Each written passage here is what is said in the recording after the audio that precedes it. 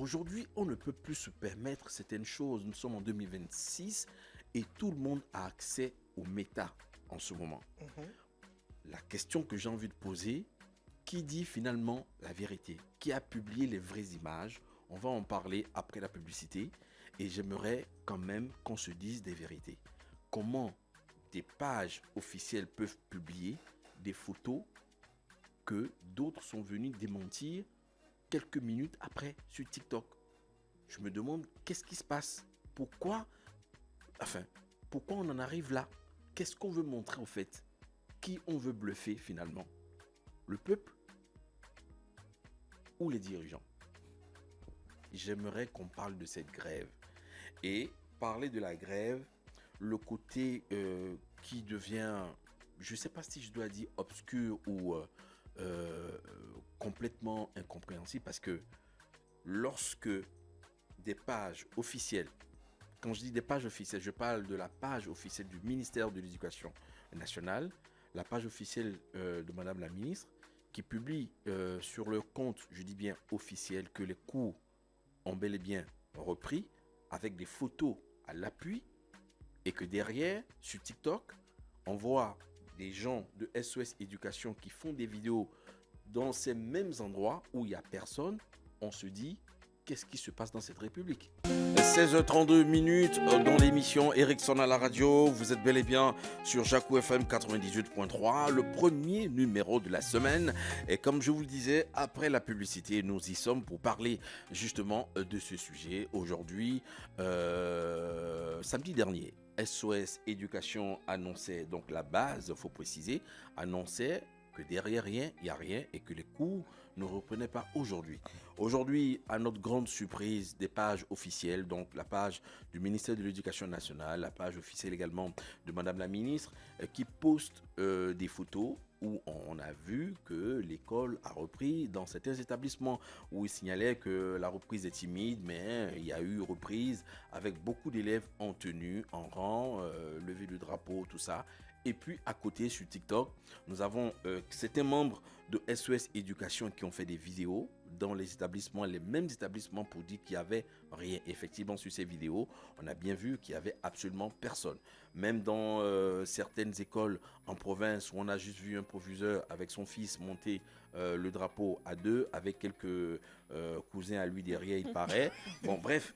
On a tout vu, on a tout vu sur Internet. Je vous raconte pas des bobas, vous-même vous avez vu des vidéos avec moi. Donc, qu'est-ce qu'il en est? Est-ce qu'on mérite ça au fait, ce qui se passe actuellement, Kenny Stérance? Moi, je dirais que c'est d'abord une guerre de communication. Ouais. Oui, c'est une guerre de communication, mais aussi et surtout un véritable bras de fer entre le ministère de tutelle et SOS Éducation. Et c'est vraiment dommage, c'est déplorable pour les élèves qui ne savent plus à quel sens se vouer. Ben oui, parce que là... On a la hiérarchie gouvernementale qui demande à tout le monde de se rendre dans les salles de classe dès ce lundi 19 janvier. Et on a ceux qui sont censés faire cours et donner le savoir à ces enfants-là qui disent « nous, c'est niette ». Derrière rien, il n'y a rien. Comme pour dire qu'on leur a promis quelque chose depuis des années, il n'y a toujours pas eu de suite. Donc pour eux, ils souhaiteraient que ça se fasse, mais immédiatement, pour qu'ils regagnent les salles de classe. Moi, j'ai envie de dire ici que on est véritablement pas contre SOS Éducation, mais je pense que la négociation, c'est la meilleure des solutions, en fait.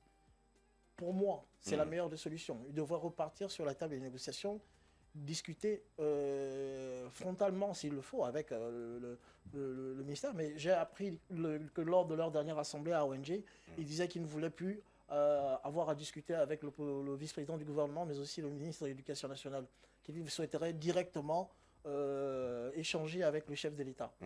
Ça, on ne refuse pas. Le chef de l'État, il a un calendrier aussi, mais vu l'urgence, je pense qu'il se fera le plaisir, mais aussi et surtout le devoir de discuter avec eux et savoir exactement ce qu'il en est de cette situation. Parce qu'on est au mois de janvier aujourd'hui, il y a un programme à respecter, il y a des délais également par rapport aux examens officiels qui sont, si vous voulez, bloqués sur le calendrier académique. Donc, si jamais, avec 2 ou 3 semaines, pour voir peut-être déjà un mois, si on arrive à faire un mois sans cours, ben, tout de suite, vous comprendrez qu'on prendra un véritable retard sur le calendrier académique, comme je l'ai dit tout à l'heure. Donc, pour moi, c'est encore une guerre de communication quand on parle des images dont tu faisais allusion tout à l'heure. C'est-à-dire qu'on a l'un et l'autre qui veut démontrer sur la place publique que ce qu'il a dit, c'est ce qui se passe. Mais personne n'est gagnant là-dedans, en fait. Le grand perdant ici, c'est l'élève, en fait. Ok, Kenny Stérance, on a pris ton avis, hein, ton observation, ton analyse sur le sujet. Je rappelle aux jacophiles que le téléphone est ouvert, 077 98 17 17, si vous avez des avis aussi à donner par rapport à ce qu'on appelle guerre de l'information qui se passe en ce moment sur le méta. Mais Claude Césaire, est-ce que on a besoin de ça? Parce qu'aujourd'hui, est-ce que le ministère de l'Éducation ou le ministre de l'Éducation, ou bien Madame la ministre, hein, comme vous voulez, est-ce que les autorités ont besoin de rentrer dans cette guerre de l'information sur le méta? Quand on sait que, franchement, tu veux avoir les vraies infos, s'il y a eu les cours à Ouloumi par exemple, il suffit d'y aller. Il suffit d'y aller, tu sauras s'il y a cours ou pas. Enfin, est-ce que guerre de l'information devrait avoir lieu sur le méta aujourd'hui quand on sait que n'importe qui peut avoir accès à l'information, la vraie? Excuse-moi, avant que tu oui. me donnes la parole à Claude Césaire, mais si guerre de l'information il y a, c'est parce que justement, ils ne sont pas tombés d'accord sur ce qui s'est dit lors de leur dernière rencontre. Non, mais je suis d'accord. Mais alors, comment... Ça veut dire qu'il y a d'un côté ceux qui revendiquent et qui ne sont pas satisfaits, et de l'autre ceux qui disent patientez, nous allons régler vos situations, mais allez-y faire court. Oui, mais ok, je suis d'accord avec toi, il n'y a pas de problème. Mais pourquoi diffuser deux informations différentes sur un même site? C'est-à-dire que quelqu'un qui vient diffuser des photos où on voit plein d'élèves et l'autre qui vient faire une vidéo dans le même établissement où il n'y a personne. Claude Césaire. Je veux comprendre, au fait. Bon, est-ce qu'on a besoin d'aller jusque là-bas? Après, oui, c'est la com. La com, c'est évidemment qu'il faut mettre en place des moyens, des stratégies qui visent à passer un message, à montrer que la situation va bien ou va mal selon le camp qu'on se situe, en fait. Mais ce que je voudrais dire, c'est je me sens, moi, en tant que citoyen gabonais, désabusé dans cette affaire-là. Parce que je ne comprends pas des parts et d'autres, hein, que ce soit du côté du gouvernement, que ce soit du côté des syndicalistes également. On l'a dit ici la semaine dernière, on en a parlé tellement. Et je disais entre autres que, évidemment, qu'on est d'accord que l'éducation, et c'est peut-être un des points, j'ai lu un homme politique tout à l'heure, j'ai écouté, et je vais faire une analyse justement par rapport à sa sortie justement sur la question. Et ça touche, c'est vraiment parallèle, en fait. Enfin, ça se complète. Mais en fait, on évite le problème, véritablement. Le véritable problème, c'est même pas une affaire de comment ils appellent ça, une affaire de prime ou une affaire de vacation ou une affaire de situation administrative. Elle est bien d'ailleurs qu'on va voir tout à l'heure dans la rubrique que j'ai pu regarder là-dedans. Et le monsieur en question, la personnalité en question, c'est Alain-Claude Bilebinze. Il dit des choses quand même que j'ai estimées. Moi, j'avais du mal à entendre. En fait, je ne voulais même pas écouter ce monsieur, en fait, parce que au regard du personnage, je sais qu'il a incarné par le passé et ce qu'il vient dire.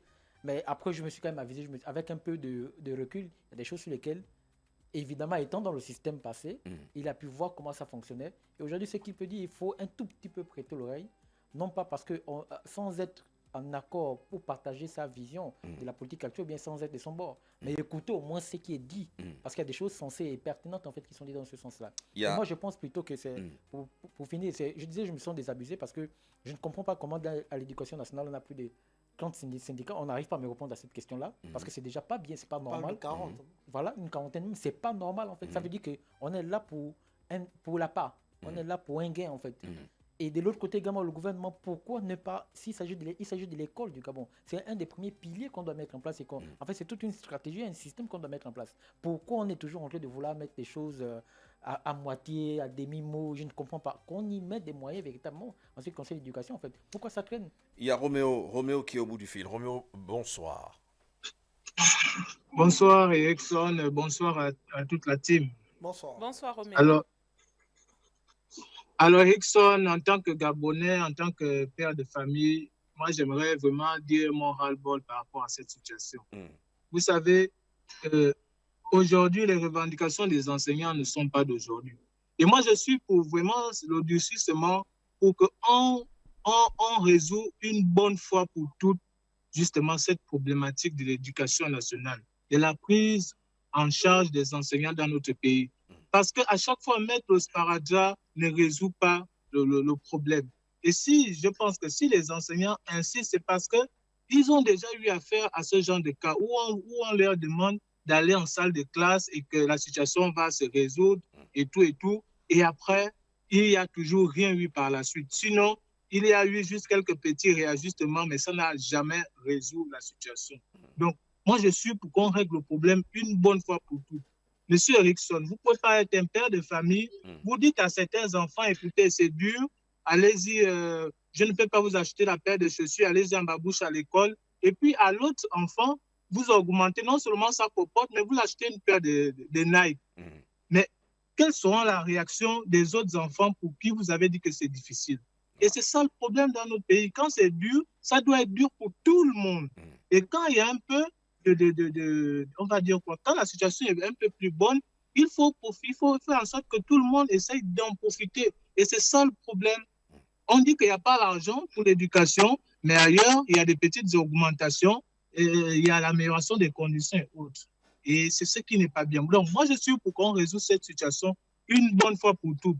Quitte à ce qu'on fasse 1 mois ou 2 mois sans aller à l'école, et après, lorsqu'on va reprendre, on ne va plus connaître les mêmes choses. D'accord. Ok, Roméo, merci pour ta participation. C'est vraiment un point de vue. Oui, en fait, moi j'entends et je comprends même la revendication des enseignants. Et je crois qu'ils doivent, enfin, je le dis, c'est vraiment partagé. Vraiment partagé. Ils doivent peut-être tenir ferme, comme disait le monsieur Roméo en fait tout à l'heure. Parce que finalement, enfin, ça date quand même, c'est pas d'aujourd'hui. Mais en même temps, vous voyez ce qui va se passer, parce que là, il y a la santé qui est annoncée. Il y a le niveau des mines qui ont annoncé un préavis là. Le ministère de l'Intérieur aussi. Le ministère de l'Intérieur. Donc du coup, c'est des situations administratives évidemment en général et avec des primes, des vacations, etc. et autres. Donc tous les ministères vont se lever, vont être radicaux et ça va bloquer l'appareil étatique en fait. L'administration ne va pas fonctionner. Et ce n'est pas possible. C'est comme lorsque les hommes politiques se font appeler la ville morte. Ce qui va se passer, c'est quoi? Il n'y aura pas d'activité. Et s'il n'y a pas d'activité, mais même 2 jours, 3 jours, mais ça plombe l'économie du pays. En fait. Et c'est pas normal. Moi, j'ai eu une interrogation. Et ça, c'est pour l'éducation nationale. Excuse-moi, c'est dit que ça, c'est l'éducation nationale. Mais imaginez-vous un instant le secteur de mines, par exemple. Les pétroles, ils font ça 1 semaine, ils bloquent pendant 1 mois, 2 mois, ils ne travaillent pas. Et on parle également au secteur de l'agriculture, par exemple, au niveau de la santé, même 2-3 jours. Imaginez un peu les dégâts, c'est que ça va causer en fait. C'est l'éducation nationale parce qu'évidemment, on ne mesure pas l'impact dans l'immédiat. Mais la santé, l'impact sera immédiat en fait. Immédiat, aux mines, à l'économie, l'impact sera immédiat également parce que ça va plomber. Donc je pense que c'est là où je dis je suis un peu partagé. En même temps, je comprends les enseignants, mais je comprends également peut-être le gouvernement en fonction des ressources. Mais sauf que on a vu à la télévision des procès qu'on a eu. Les 200 milliards qui est personne en fait 200 milliards pour une personne seulement à un moment donné. Donc ce sont des hommes et des femmes conscients qui se disent mais attends, donc dans le pays il y a de l'argent, il faut que ça cesse. Donc on a besoin pour nous 2 milliards, c'est moi ça règle la situation de l'éducation nationale certainement. 2 milliards on gère ça. Donc c'est pas 2 milliards qui va manquer ou 5 milliards, je sais pas pour régler cela en fait. Et dans tous les ministères. Donc à un moment donné je comprends leur approche parce qu'évidemment on a vu un certain nombre d'argent sortir. Et donc, ils veulent tenir mordicus pour qu'on règle cette situation définitivement, peut-être qui date depuis longtemps. Peut-être aussi de l'autre côté du gouvernement, on se rend compte que par rapport aux disponibilités, ça peut causer des tensions, des trésoreries. Et à partir de ce moment-là, on fait comment? On trouve des équilibres, en fait.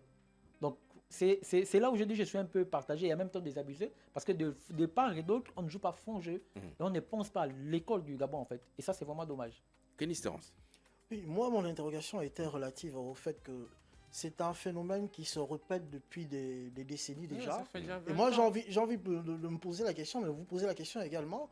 Est-ce qu'il n'y a pas un souci au niveau du mécanisme de l'administration également? Parce que comment comprendre que des gens qui sont rentrés dans l'éducation nationale depuis, par exemple, 2014, et ceux qui sont rentrés en 2024 se retrouvent toujours dans la même situation?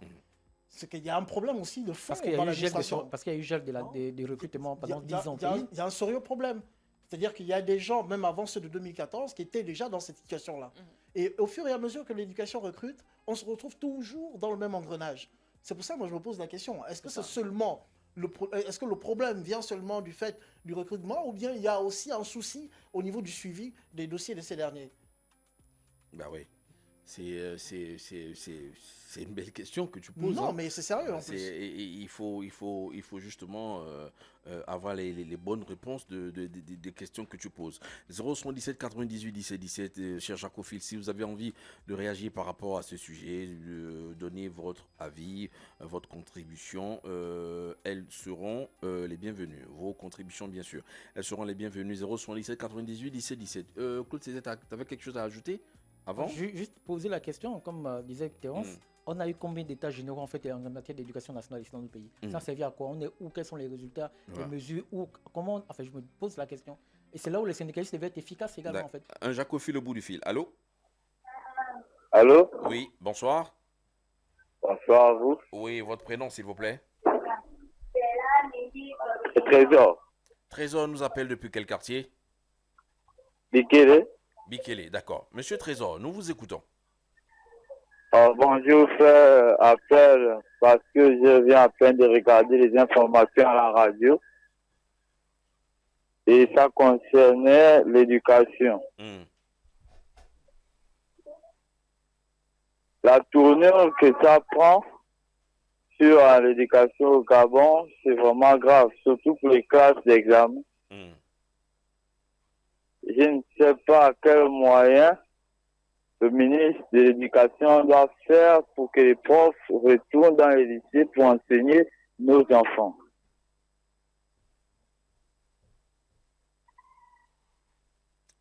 D'accord. Monsieur Trésor?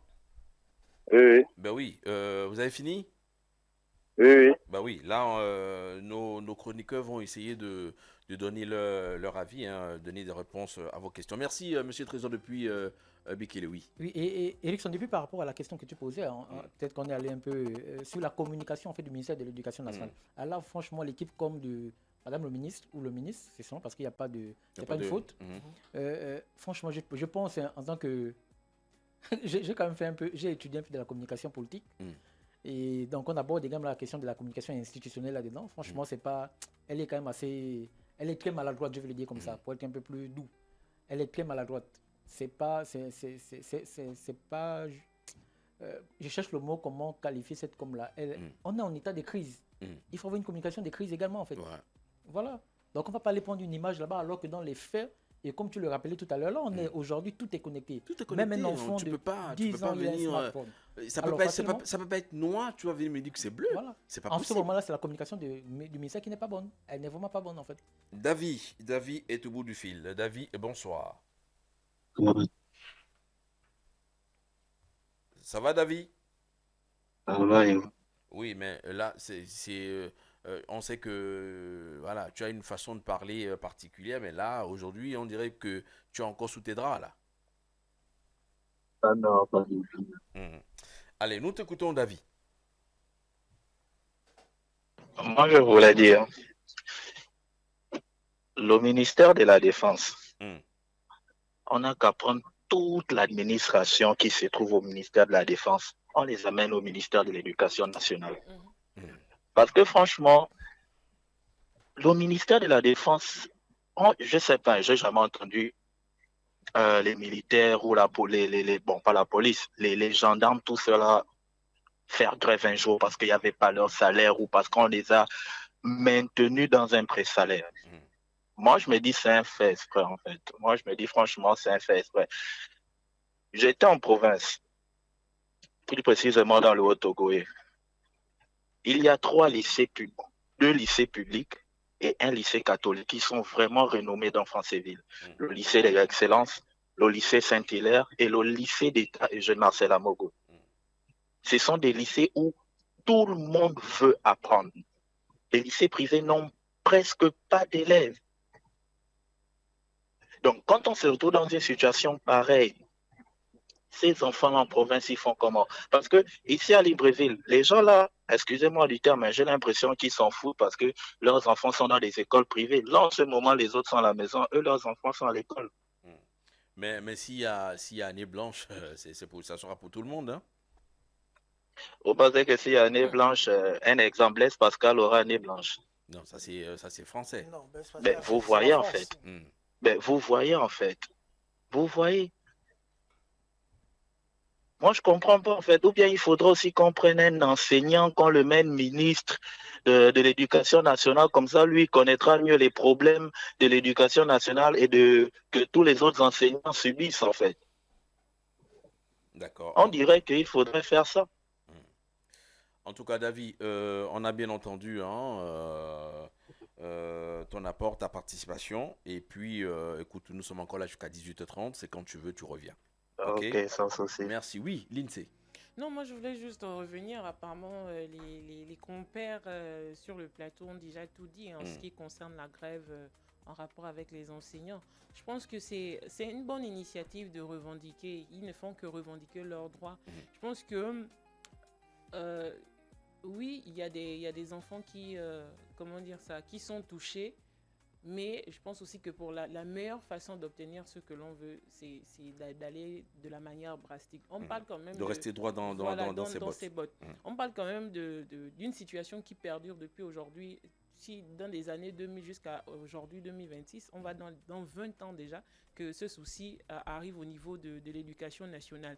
On parlait des ministères qui ne sont pas touchés, notamment la défense. Parce qu'effectivement, le Jacophile l'a dit, c'est un ministère qui n'est pas touché. Parce que même quand on constate que les militaires commencent déjà un peu à jaser sur les réseaux sociaux en ce qui concerne leur dû, donc de manière financière, demain, après-demain ou à l'instant, on a déjà géré leur situation.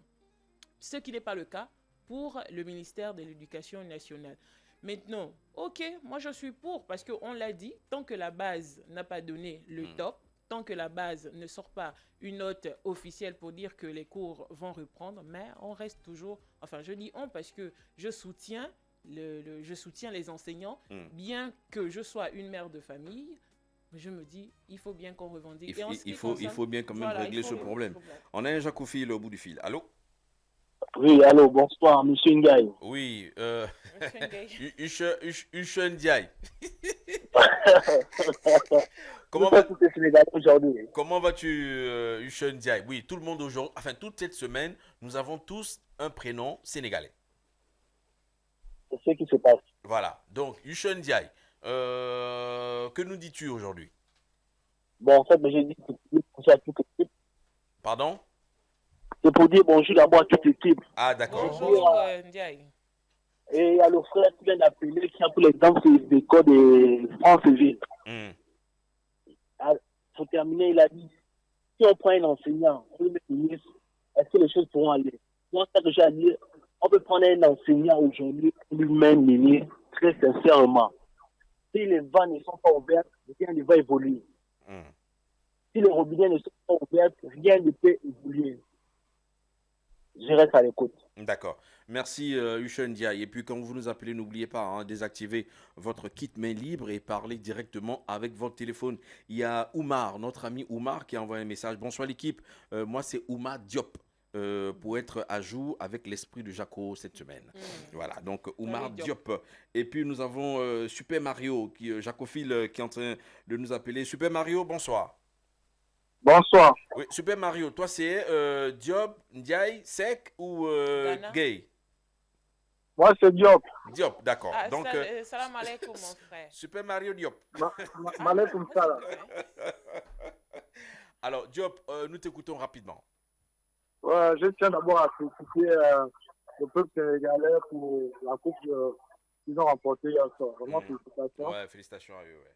Et maintenant, je veux intervenir sur le sujet de l'éducation nationale. Oui, allez-y. Franchement, nos gouvernants, ce qu'ils font, c'est pas bien. Pourquoi? Parce que récemment, on a assisté à un procès de milliards. On a tous suivi ce qui est sorti de ce procès-là. Et pas plus tard, ils ont fait des augmentations. On sait d'où ils ont fait des augmentations. Je n'ai pas besoin de expliquer. Et là, on a un problème sur la table, qui est l'éducation nationale, qui ne date pas d'aujourd'hui. C'est depuis le problème de l'éducation nationale. Mais comment le gouvernement reste insensible à ce problème? Je dis ça pourquoi? Parce qu'il y a eu l'âge et les responsables ont demandé à rencontrer le président de la République. Ils veulent parler avec le président de la République. C'est tout à fait normal parce que le président de la République est aussi président, il est aussi premier ministre. Donc, je pense que le président doit avoir un regard là-dessus. Je n'ai pas dit de sauter le ministère même de l'Éducation nationale, mais quand il y a un problème entre le père et la mère, je pense qu'on peut voir du côté de l'oncle. Pour dire que non, tonton, là-bas, ça ne va pas dire. Il faut qu'on intervenir. Je pense que le président doit vraiment appeler toutes comment on appelle ça, les organisations possibles, s'asseoir et voir comment on va traiter ça. C'est pas sur les réseaux sociaux. Ouais. On voit là-bas, l'autre balance là-bas, l'autre balance là-bas. Ouais. Ça ne peut pas dire, c'est pas une bonne image pour le pays. Ouais, ça c'est clair. Donc c'est un peu ça la contribution. D'accord, merci beaucoup Super Mario. C'est comme je disais, hein, franchement, la guerre de communication sur les réseaux, c'est pas, en fait, c'est gênant. Oui, c'est... Franchement, c'est gênant pour le pays et ça ne devrait pas se passer comme ça. Moi, je me dis, qu'est-ce qu'on veut montrer, qu'est-ce qu'on veut prouver à qui? Quand c'est noir, il faut dire que c'est noir. Quand on est en crise, il faut reconnaître qu'on est en crise. La guerre des communications, franchement, on n'en a pas besoin et ça ne nous grandit pas du tout. Jacques Ophile au bout du fil. Allô? Allô, bonsoir. Oui, bonsoir. Le prénom, s'il vous plaît? Junior Makoti. Junior Makoti. Mon frère Junior Makoti, comment vas-tu? Il faut bien venir nous donner les bonnes nouvelles. Junior Makoti. Oui, je suis très très heureux de te recevoir à l'antenne parce que tu nous as toujours donné de très bonnes informations. C'est que tu es très voilà, tu es très dans l'actualité. Tu es au centre de l'actualité. Et la question que j'ai envie de te poser tout de suite, c'est par rapport à cette guerre de communication sur le méta. Qu'en dis-tu réellement? On reviendra plus sur l'histoire de la grève. On sait qu'il y a la grève. On sait ce que réclament les enseignants en ce moment. Mais cette guerre de communication, est-ce qu'on mérite ça? Est-ce que c'était utile? Déjà, je ne pense pas qu'il y a véritablement une guerre de communication. Je pense. Okay. Je crois que il y a une forme de communication progressive de part et d'autre. Ceux qui pensent qu'il y a guerre, c'est parce que simplement, il y a des images au départ, des uns qui nous montrent il n'y a pas cours, ça c'est un fait, et il y a des autres qui montrent que les cours sont en train de répondre progressivement. Donc, à ce niveau, ni l'un ni l'autre n'a réellement tort. Ça dépend de la position qu'on occupe. Si on se met de l'autre côté, on se rend compte, par exemple, aujourd'hui, dans certains établissements, sinon il faut dire la majorité des établissements n'ont pas eu cours, ça c'est une vérité. Il n'y a pas eu cours, mais il n'en demeure pas moins que dans certains établissements, il y a eu des élèves qui sont arrivés, et il y a eu quelques enseignants qui sont arrivés. Et les enseignants qui ne sont pas concernés par la grève, exemple, les enseignants expatriés ne sont pas concernés par la grève, eux, ils sont en droit de faire des cours. Il y a d'autres enseignants, des nationaux, qui ne sont pas aussi concernés, qui ne pas concernés par la grève, qui veulent évoluer dans le programme et donc qui décident également de donner cours. Mais sauf que pour les grévistes, ces enseignants sont des quêtes, donc du coup, ils vont les perturber dans les salles de classe pour leur demander de sortir. C'est ce qu'on a assisté aujourd'hui. Et après, ils se mettent à filmer en montrant qu'il n'y a réellement pas cours. Ce qu'il faut par contre montrer et que tout le monde doit retenir, c'est que il y a une communication entre grévistes à deux vitesses. Parce que les grévistes veulent montrer à tout prix qu'il y a vraiment bien de chez rien. Maintenant, il faut revenir sur le point des revendications. Je ne suis pas le mieux placé parce que le gouvernement, et d'ailleurs, même pas le gouvernement, le président de la République lui-même a reconnu la légitimité de cette grève. Madame le ministre de l'Éducation nationale a reconnu la légitimité de cette grève. Il y a eu un principe. Dès que vous déposez un cahier de charges, vous rentrez en négociation. Et si vous allez en négociation, ça veut dire que vous définissez les points que vous devez être capable de céder. Vous dites, bon, ça, on accepte de retourner en classe si et seulement si vous résolvez ce genre de situation. et les autres points peuvent être examinés progressivement. Vous êtes dans votre média et vous suivez l'actualité avec moi. Est-ce qu'il y a des points que les enseignants ont exigés en disant pour la reprise de cours, il faut ça en préalable? Non. Ils disent c'est du tout pour rien.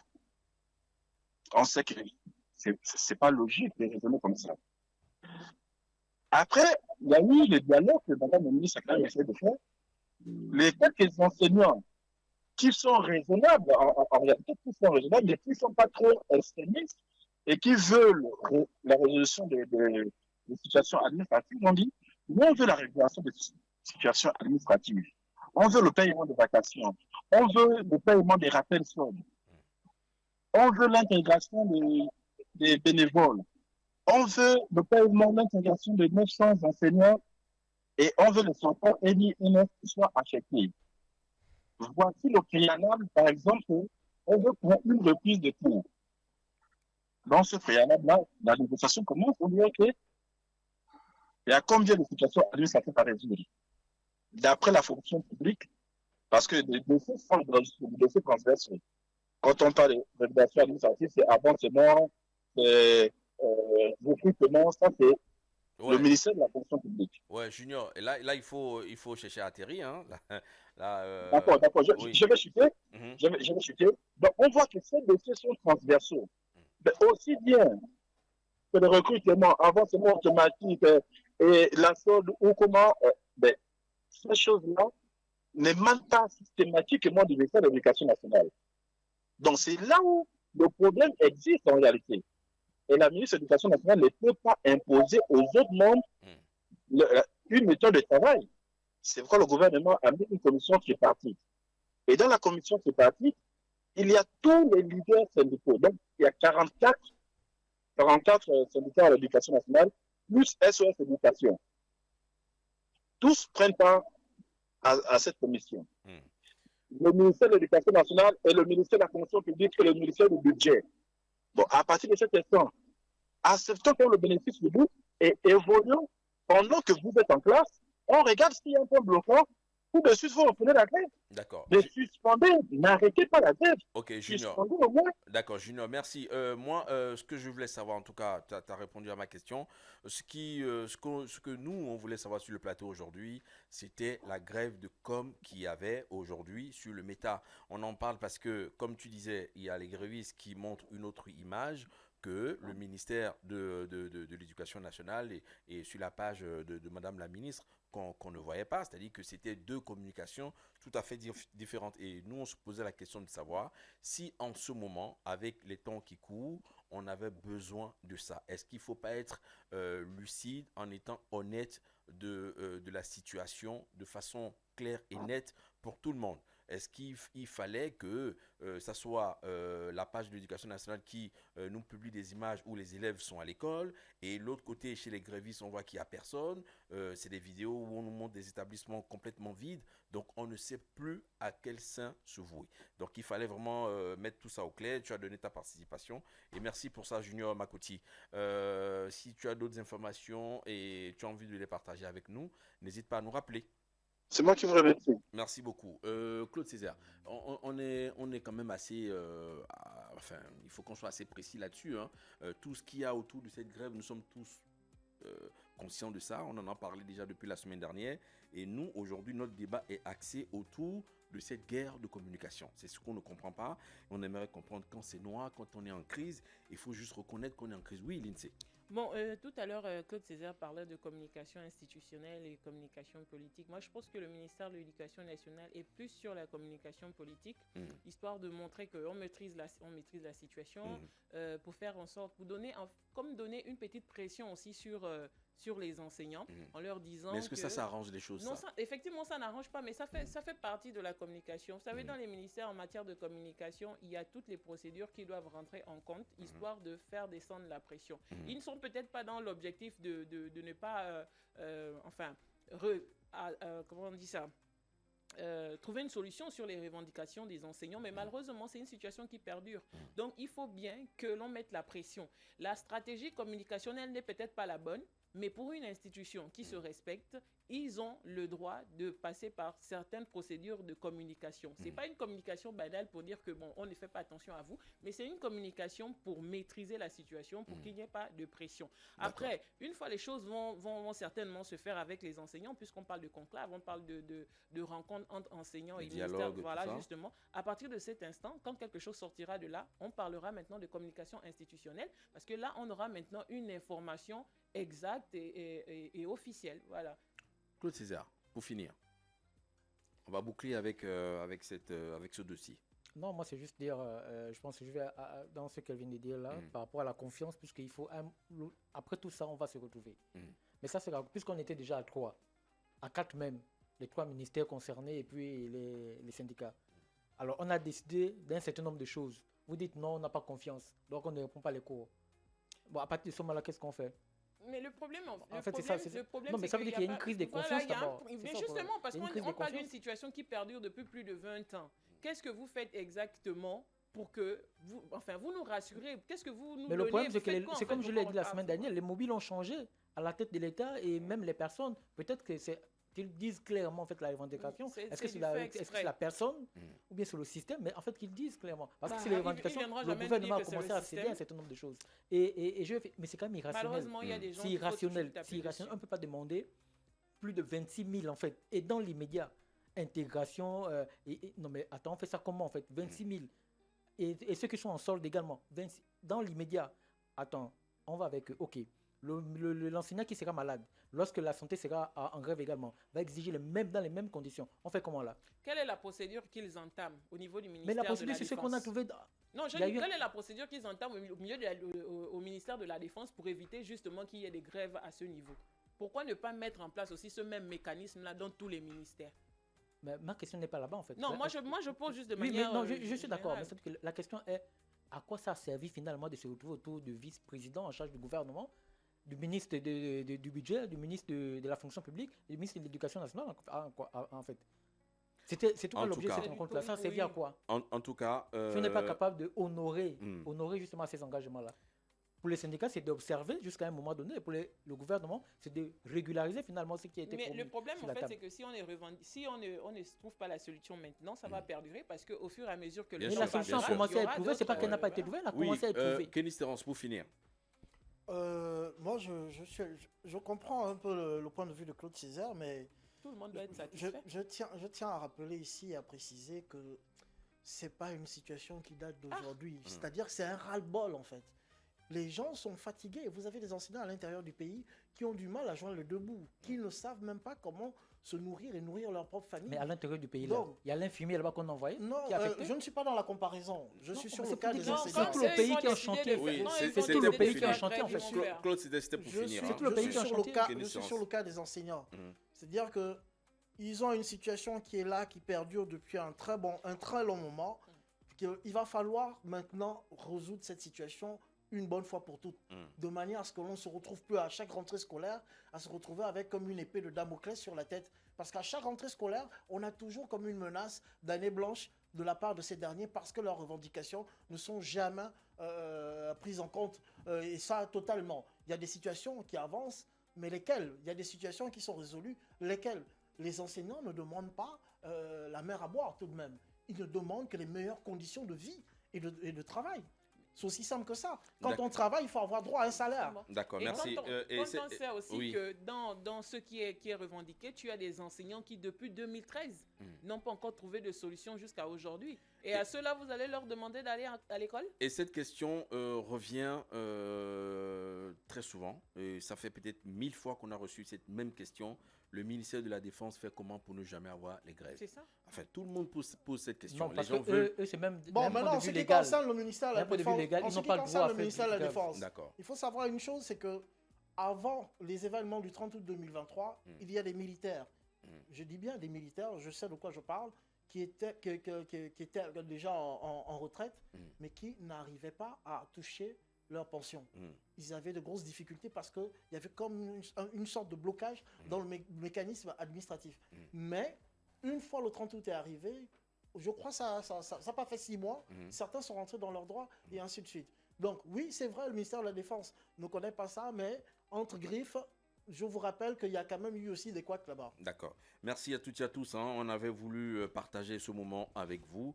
C'était là les avis. Certains jacophiles ont donné également leurs avis au 077 98 17 17. D'autres nous ont envoyé quelques WhatsApp qu'on a lus. Et donc, ne bougez pas. C'est toujours l'émission Erickson à la radio sur Jaco FM 98.3. Dans un instant, ça va congosser avec l'INSEE. On se retrouve dans exactement 3 minutes. À tout de suite. Jaco FM 98.3. Jaco FM.